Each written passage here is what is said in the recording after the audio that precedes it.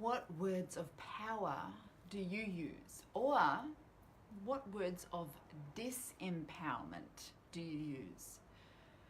Because we're all doing one or the other every time we speak. And that's what I'd love to explore with you today, because we do have the power. Every time we open our mouths, every time we put language to our thoughts, it is casting a spell. So, sounds like an interesting topic to get a hold on, right? And be more intentional about. And that's what I have been looking at this for many years and watching how I use language myself, and then how it creates things in my life, but also watching how my clients do it, because I find that such a interesting exercise to see how, without even knowing it, we can be quite disempowering. So I'm Kylie Ansett. I am the Alignment Whisperer, and I guide seekers of alignment to connect with their inner wisdom, to get in touch with that part of them that has all the answers, that has all the power. Because when you're in touch with your inner wisdom, you can show up with intention, you can show up powerfully, and you can live a life of purpose. So that's what's important to me, and I'm here to share with you your daily dose of alignment. Now, I'm coming to you from beautiful Sydney, Australia, but I'd love to know where you're tuning in from. So just let me know in the comments below where it is that you are on this beautiful planet Earth of ours, where you're currently living in your physical body. So now, if this camera is shaking, it's because I've got these cats are deciding that they want to like just rub up against the tripod. And that's just what they want to do.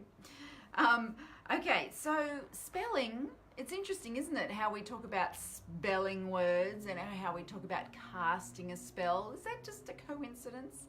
You see, I don't really think there are any coincidences. I think that everything has meaning if you look for it, or if you become aware of it. So I do think it is interesting that we talk about casting a spell and we talk about spelling a word, and it just goes to show exactly how powerful everything that comes out of our mouth is, and how if we are aware of that power, we can actually harness it. We can harness it and we can use it for our own benefit, because of course, if you had a tool that could benefit you, why wouldn't you? Why wouldn't you use it? So one of the things I have noticed as a healer over the years is that when someone has a particular ailment, they will use the language that makes reference to that part of their body to talk about all aspects of their life. So they might say things like, it's a real pain in the neck. And they're talking about, you know, their kids or their job or their boss or something that has nothing to do with the fact that they're here with a pain in their neck. And they do not see the irony of this. It's, over and over again, you know, that really gives me the shits, and they've come to me with digestive problems. Or that's, you know, it drives me crazy, and they're suffering from anxiety. Like, and it's not that they just say these things once. They will say them multiple times, scattered through a conversation, that there is no awareness on their behalf that they are saying that. And I find that fascinating. Have you ever noticed yourself doing that? Have you ever noticed that? Well, if you haven't, start noticing it. It's incredible. It really is. It is a clearly a subconscious thing that we do. But if you start noticing when you're saying these things, you will be amazed at just how often you make reference to something, and then it's showing up in your life as a physical thing. Yeah, I find that which came first, the chicken or the egg? Which came first? Was that person using the term pain in the neck a lot and then they got a pain in the neck? Or did they get a pain in the neck and they started using that? Look, you know what? I don't really know, but why not change the language straight away as soon as you become aware of it? Because whichever one came first, they are connected energetically and that they are co-creating a reality that clearly isn't much fun. So this is something I've been noticing for years and years with my clients, and I have found it very interesting. So that, as a healer, it usually was around physical aspects of the body and the language. But what I'm noticing now as a coach is that people talk about disempowering ways of referring to themselves, or there's a tendency to downplay things, or a tendency to not step into our power, or be hesitant about doing it, or do it in a way that is there's like a bit of embarrassment or shyness about it. And it is really interesting, because I guess we're trained to not toot our own trumpet or something, I don't know, but it really does, to me, that the language that we speak is creating the world that we're living in. So when we're speaking with hesitation, when we're speaking with self-doubt, and it doesn't come out in an obvious way, it's a subtle way. And this is one of the things that I love doing, because as a coach, I give the person I'm working with, I give them perspective on their life that they don't have themselves. And that just means that they are who they are, but there's someone else who is holding them and seeing them in a different way, seeing them in a different light than how they see themselves. So when I look at someone, I don't see them with self-doubt. I don't see them with hesitation. I see them as I know they truly can be. I see them by connecting my inner wisdom with their inner wisdom. The powerful place within both of us is what is connecting. So that's why when the language comes out and it's displaying self-doubt or hesitation, like it jars. It's like, oh, this doesn't fit. Like, this is not the language that a powerful woman would be showing up speaking. This is not the way that someone who has stepped into her power and who owns her place and her greatness. This is not the tone of voice or the words they would use. This is not the just slightly apologetic way that they would describe something or talk about something or dream about something. There wouldn't be any hesitation. And so it jumps out at me. It's really obvious. I can, I sense it as soon as I hear that. I sense it. So it's very easy for me to call them on it and to say, this is not who you really are. This is you speaking out of a place of being out of alignment. This is you speaking from a place where you're not stepping into your power. And is that how you want to show up in the world? Like, is that the spell that you want to cast on your reality? Is that the intention that you have? And of course it's not. But most of the time we're not aware we're doing it. We're not aware that we are bringing forth this spirit of hesitation. We think it's normal. To us, if we've been listening to that self-talk of doubt for a long time, then that sounds normal to us. And it's not until we sit before someone who is able to connect with our inner power that jars, and it's like, no, this is not the reality of who you are. This is not the truth, the essence of who you are. This is something that's layered on top and is holding you back from showing up as powerfully as you can.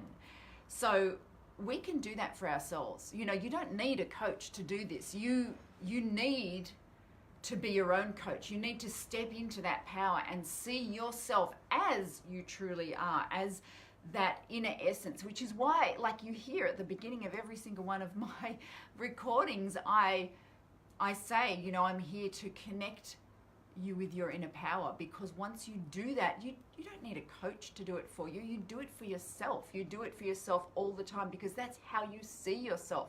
And if you see yourself, if you're connected to that inner wisdom and that inner power, if you're fully connected to that, then when self-doubt comes up, it's discordant, it jars, it doesn't feel right, it feels out of alignment. You can identify immediately that this is not who I am.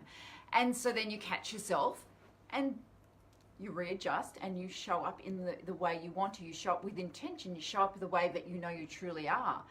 So that's the role of a coach, as I see it, is to see you as you really are and hold that space for you until you can step into it and stay in it. You know, because often we will step into it for a moment and then we'll step back out of it, and we kind of need that motivation from an external source to sort of help us get back into it. But it never comes from without. It always comes from within. And all that that someone like myself would do is just hold steady in that space. Just hold it without any wavering, without any doubt, holding it and just saying, you know, when you're ready, that space is here waiting for you. And that in itself, it's not a motivation thing.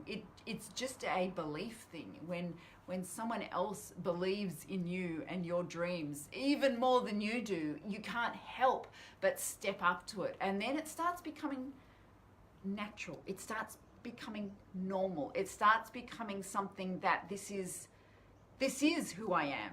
This is who I am. And then the way you show up changes. Then the language that you speak changes. And when that changes, when you become aware of your own discordant language, when you catch yourself saying disempowering things which come on the heels of disempowering thoughts, when you catch yourself doing that, well, then you really have stepped into your power, because we're all going to waver. We're all going to wobble. That's life. There's always going to be things that are going to shift. It's whether you're able to catch yourself and then pull yourself back to that place, that solid, stable place where you belong, where you are, where your home is. And where from there, your language speaks your truth and speaks of who you really are. Now, it's really interesting because so many times people think they have to downplay things, or they have to speak things as they are. And if things as they are not ideal, if things as they are going pretty badly, then we feel that being honesty is the best policy, or something like this. Okay, so this is what we feel. So we feel that we are obliged to talk about things in the things that we don't like. We're obliged to talk about them as they are, because it would be telling a lie. It would be being dishonest. It would be denying reality if we were to speak about them in any other way. And I'm going to challenge that, because you can speak about things any way you want to, and without being even slightly dishonest, you can speak about the same situation in an empowering way or a disempowering way. You always have that choice. You can speak about something and you can emphasize how much of a victim you were or are, how badly you have it, how things aren't going right, and you can emphasize that disempowered aspect and then grow that and have more of that and step into that disempowered to become less and less aligned. You can do it that way, or the exact same situation. You can talk about it in a way that allows you to step into your power. It is possible. You can talk about the same situation from a place of, I know that this is going to change because I see my reality being like this. And when you start showing up in that way, then that's the way that your reality shapes itself around your words. So my message to you and to myself, all of these messages are to myself, is to show up and speak things.